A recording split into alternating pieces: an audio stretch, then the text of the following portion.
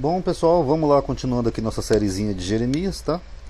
O capítulo 9 e 10 de Jeremias são mais curtinhos, tá? Vamos ver o que a gente pode pincelar aqui ou achar de interessante.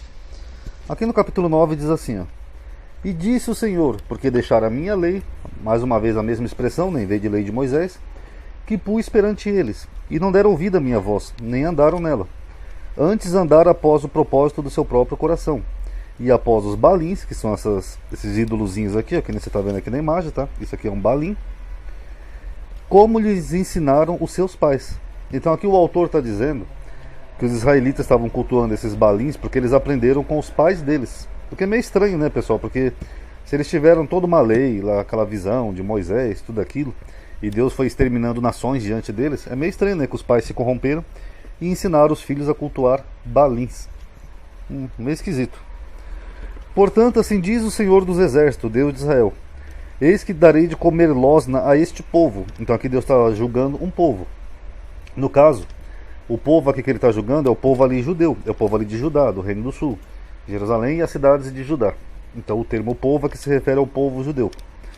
E lhe darei beber água de fel, e os espalharei entre os gentios, ou seja, entre os povos, entre as nações, que não conheceram, nem eles nem seus pais.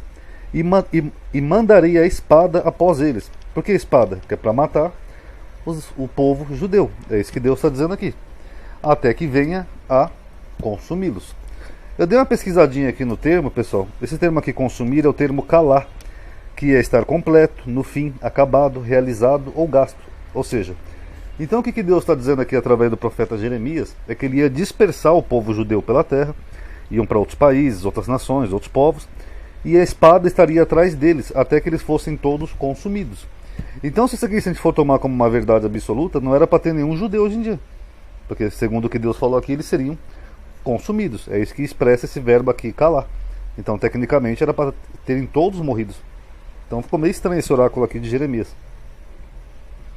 Aí aqui ele diz, ó: Eis que vem dias, diz o Senhor, em que castigarei a todo circuncidado com um incircunciso. Então o que Deus está dizendo aqui? Que ele vai castigar tanto os judeus que eram circuncidados, quanto os outros povos que não eram circuncidados. Ele até menciona aqui, ó, ao Egito, e a Judá, e a Edom, e aos filhos de Amon, e a Moabe, e a todos os que cortam os cantos do seu cabelo, que habitam no deserto. Ou seja, ele vai castigar todo mundo. Porque todas as nações são incircuncisas, e toda a casa de Israel é incircuncisa de coração. Então aqui o autor não é muito claro por que Deus quer castigar todas essas nações se elas não tinham aliança nem nada com esse Deus de Israel. Então fica meio esquisito isso daqui. Aí o motivo que ele apresenta aqui é porque todas essas nações são incircuncisas. Então isso não é um motivo muito lógico, porque o povo de judeu também era circunciso e mesmo assim ia ser castigado do mesmo jeito. Então aqui ficou meio confuso esse oráculo de Jeremias. E fica uma outra pergunta: quando que se cumpriu isso, né, na prática? Então também não tem como. Aqui nós vemos só uma contradiçãozinha, né, com o Novo Testamento, porque aqui no Velho Testamento ele diz assim, ó: Deus está combatendo outros deuses e a idolatria. Ele fala assim, ó: Mas o Senhor Deus é a verdade, Ele mesmo é o Deus vivo e o Rei eterno. Ao seu furor treme a terra, e as nações não podem suportar a sua indignação. Aí quando chega no Novo Testamento, você já tem um outro Deus, que é Jesus, e você já tem um outro rei. Aqui, ó: E no manto e na sua coxa tem escrito este nome: Rei dos Reis, Senhor dos Senhores. Então fica meio confuso, né? Por isso que eu já fiz, até mostrei aqui em vídeo para vocês, que o Velho Testamento e o Novo Testamento eles são antagônicos.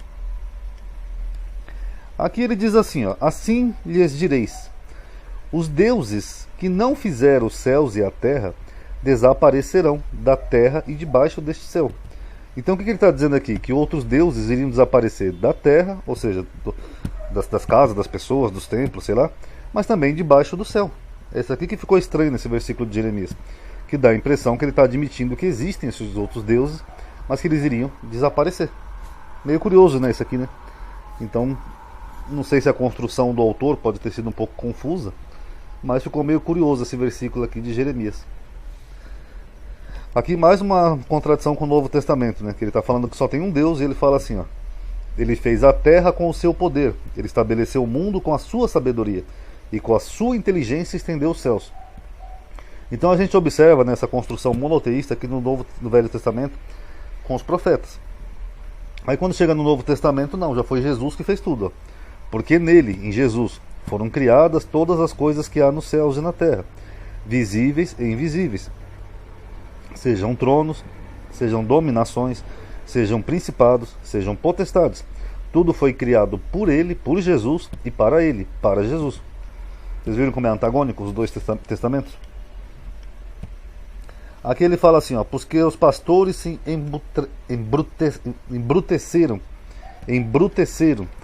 Eu fui pesquisar essa palavra aqui, pessoal, nem achei a definição dela no dicionário, eu tive que procurar o termo em hebraico. Embrutecer, que é traduzido aqui, é um termozinho que quer dizer consumido, queimado. Então, praticamente é isso, os pastores se queimaram, eles foram consumidos.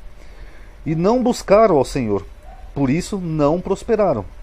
Então olha o que ele está dizendo, os pastores foram consumidos, porque eles não buscaram o Senhor, o Deus de Israel, e por causa desse motivo eles não prosperaram. Aí eu pergunto, cadê o dízimo aqui? Porque os pastores modernos, eles falam que se você não der o dízimo, você não vai prosperar. Eles abrem lá em Malaquias 3,10, fala que a única forma de você prosperar é se você der o dízimo, se você for um dizimista fiel, você vai prosperar. Só que aqui, além da gente nem ver dízimo, né, nesses livros, a gente nota que a prosperidade, ela não está atrelada a um ritual financeiro, ela está atrelada ao quê? A buscar o Senhor. É o que está dizendo aqui a Bíblia. Então, é uma concepção completamente diferente do que os pastores dizem hoje em dia. Fora que nós já vimos, né, quando nós analisamos Isaías, que você nem vê dízimo, né, nessa época. Então é meio curioso isso, né? Então os pastores, eles fazem todo um sistema financeiro baseado em dízimo, dando a entender que se as pessoas não der o dízimo, elas não prosperam. Mas quando você vai na Bíblia, você vê que não era bem assim. E por fim, aqui ele diz assim, ó.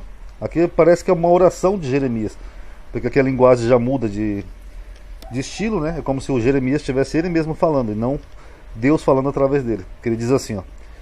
Eu sei, ó Senhor, que não é do homem o seu caminho, nem do homem que caminha dirigir os seus passos. Castiga-me, ó Senhor. Então o que ele faz? Ele profetizou que Deus ia castigar Judá, então ele pede o castigo para si, ó. Castiga-me, ó Senhor, porém com juízo, não na tua ira, para que não me reduzas a nada. Aí de repente ele muda. O autor muda completamente, fala, ó, derrama a tua indignação sobre os gentios que não te conhecem, e sobre as gerações que não invocam o teu nome. Porque devoraram a Jacó, e devoraram-no, e consumiram-no, e assolaram a sua morada. Bom, primeira estranheza aqui, é que ele está escrevendo aqui no passado, que essas nações já tinham destruído Jacó. Então dá a impressão que esse trechinho aqui de final de Jeremias pode ser posterior. E alguém harmonizou e jogou aqui no livro, tá? Agora o que é engraçado aqui é que ele praticamente está pedindo para Deus o seguinte, ó, não castiga a gente não, Senhor. Castiga os outros povos que não te conhecem, que não sabem o teu nome. Desce o cacete neles.